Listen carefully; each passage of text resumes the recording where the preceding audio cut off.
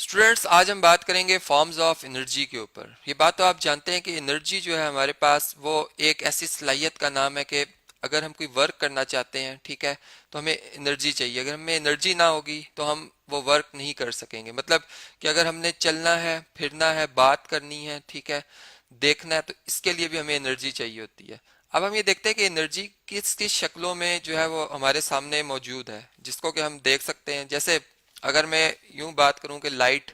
ये रोशनी जो कि हमें अगर कुदरती तौर पर देखें तो जो सूरज की रोशनी हम तक आ रही है, ठीक है, सनलाइट जैसे मैं कहूँगा,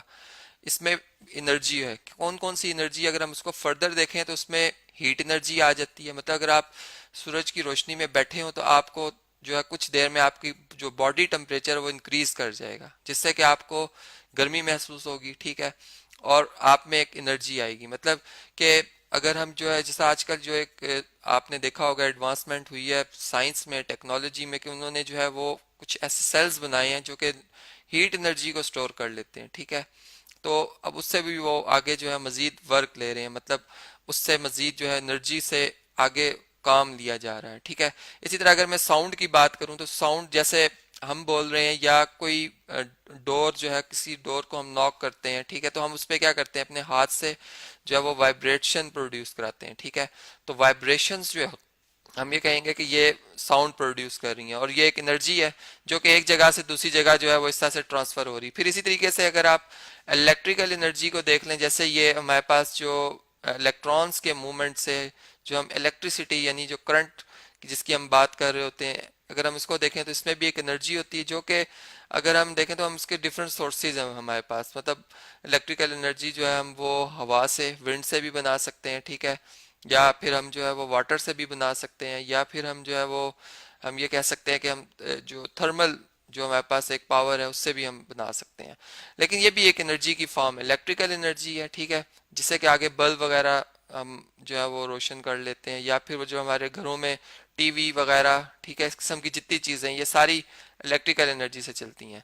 फिर इसी तरह अगर आप केमिकल एनर्जी की बात करें तो ये बैटरीज वगैरह जिसमें कि सेल्स भी आ जाते हैं।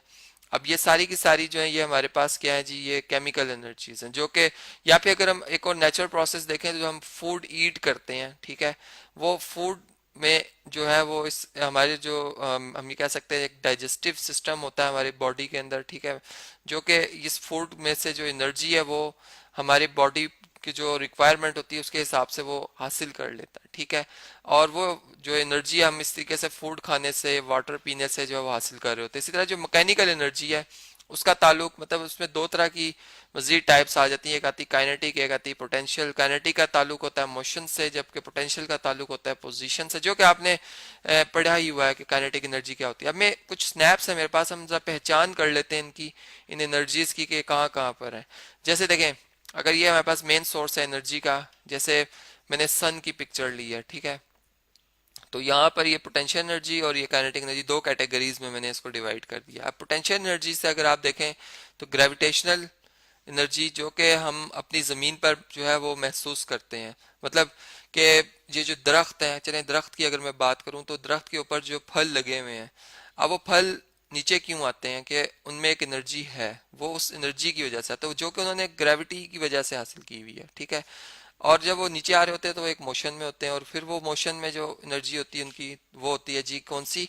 उसे हम कहते हैं काइनेटिक एनर्जी, ठीक है। तो अभी हमने सिर्फ सिंपल बात की है ग्रेविटेशनल एनर्जी की। फिर इसी तरीके से अगर आप केमिकल एनर्जीज का इस्तेमाल देखें तो ये जो हम अब रॉकेट्स वगैरह जो, या जो ये शटल्स जो भेजे जाते हैं, ठीक है, सैटेलाइट्स, आर्टिफिशियल सैटेलाइट्स जो भेजे जाते हैं स्पेस में, वो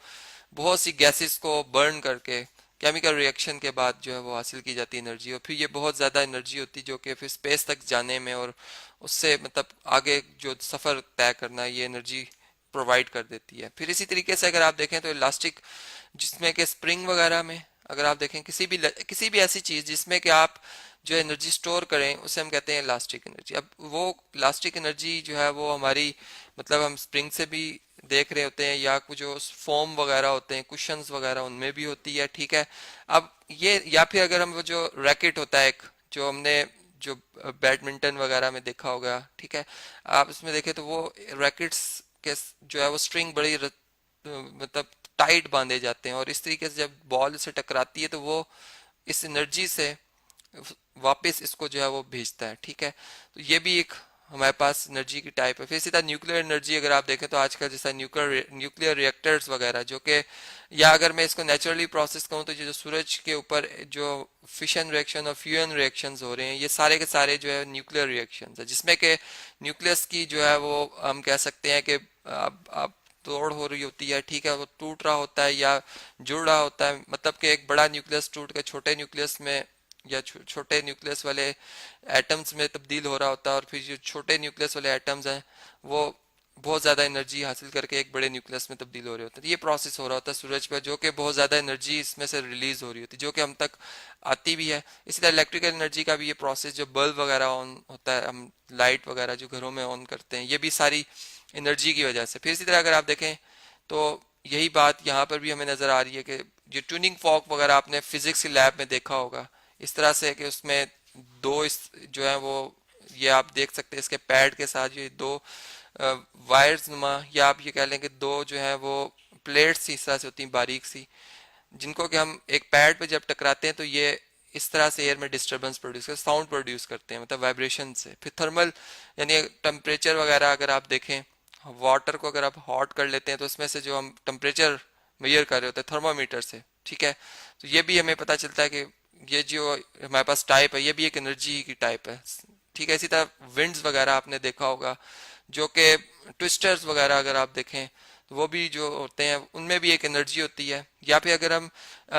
जो ऐसे इलाके जैसा साहिल के पास चले जाएं, ठीक है, जहाँ पे कि बहुत तेज हवाएं चलती हैं, जहाँ पर हमने थर्मल